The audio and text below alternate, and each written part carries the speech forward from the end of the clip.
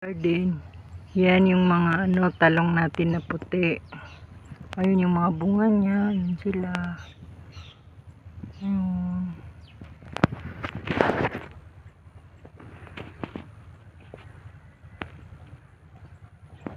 Lalaki yung bunga niya pag nung isang araw pa akong namitas dito. Ayun sila. Ito naman yung violet. Yung mga bunga niya. Ito.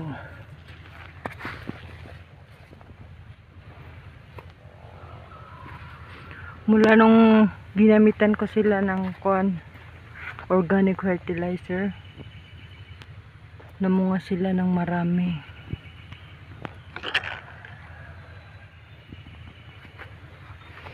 Mga 8 months na sila.